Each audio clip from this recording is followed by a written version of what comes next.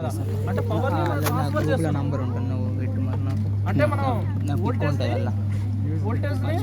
తగ్గిస్తున్నాం అంటే కరెంట్ ఆటోమేటిక్గా ఏమవుతుంది పెరుగుతుంది అంటే ఇటు సైడ్ ఏముంటుంది కరెంట్ ఎక్కువ ఉంటుంది వోల్టేజ్ అటు సైడ్ ఎక్కువ ఉంటుంది ఇక్కడ వోల్టేజ్ తక్కువ ఉంటుంది అంటే మీనింగ్ అంటే కరెంట్ ఎక్కువ ఉంటుంది ఓకే ఈ 37 kV బస్సు ఉంటుంది కదా ఈ బస్ మీద ఇది ఒక రింగులు కనబడుతుందా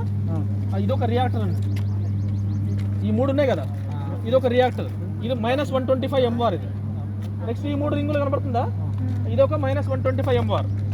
ఈ -125 ఆన్ చేసామంటే ఆల్మోస్ట్ 3 kV డ్రాప్ అయిపోతుంది మన సిస్టమ్ వోల్టేజ్ ఉంది కదా ఈ total connected with our bus system ఈ 3 kV ఇది ఆన్ చేస్తే ఇది డ్రాప్ అయిపోతుంది ఈ 3 kV ఆన్ చేస్తే డ్రాప్ అయిపోతుంది అవతల ఇంకొకటి కెపాసిటీ ఉంది అది ఈ సేమ్ ఆపోజిట్లో కెపాసిటీ ఉంది అది ఆ బ్యాంక్ ఆన్ చేస్తే మెత్త అంటే 3 kV పెరుగుతుంది ఓకేనా 3 kV పెరుగుతుంది రైట్ ఈ విధంగా మనం ఇప్పుడు ఇంకో రింగుల్లా కనబడుతుంది ఇక్కడ అంటే సిరీస్ రియాక్టర్స్ ఇదేమో షంట్ రియాక్టర్స్ కదా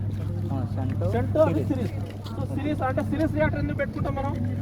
సడన్ చేంజ్ ఆఫ్ కరెంట్ని అపోజ్ చేసి అలౌ చేస్తుంది లోపల సడన్ చేంజ్ ఆఫ్ కరెంట్ని అపోజ్ చేసి లోపలికి నెమ్మదిగా అలౌ చేస్తుంది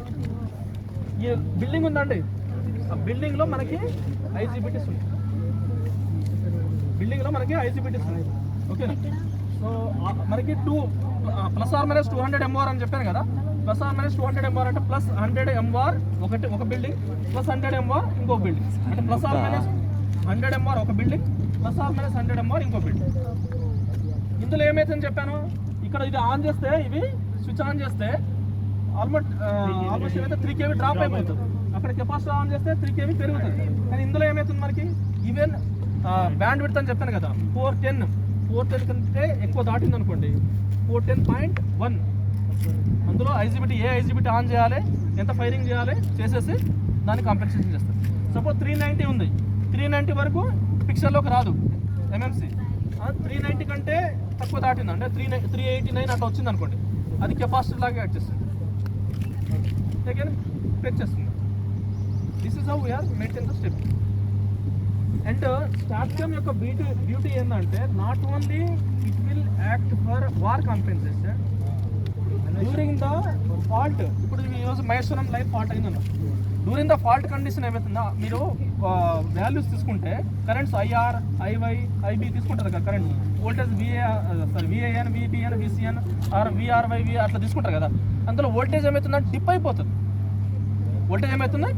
అయిపోతుంది సడన్గా ఆ సడన్ డిప్ అవ్వడం వల్ల వోల్టేజ్ టోటల్ సిస్టమ్ మీద ఎఫెక్ట్ పడుతుంది అంటే total power grid or total electrical network మీద ఎఫెక్ట్ పడుతుంది అయితే సడన్ డ్రాప్ ఆఫ్ వోల్టేజ్ కొద్దిసేపు లేట్ అయితే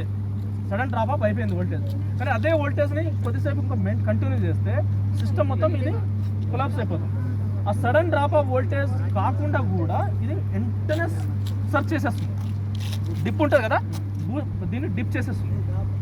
ఈ స్టాట్కామ్ యొక్క పర్పస్ ఏంటని చెప్పాను వోల్టేజ్ని కంట్రోల్ చేయడం తక్కువైతే ఎక్కువ చేయడం ఎక్కువైతే తక్కువ చేయడం సడన్గా డ్రాప్ అయిపోయింది అనుకోండి అప్పుడు ఎంఎంసీలో వెంటనే ఆన్ అయిపోతుంది ఐజీబీటీస్ అన్ని ఫైరింగ్ అయిపోయి వెంటనే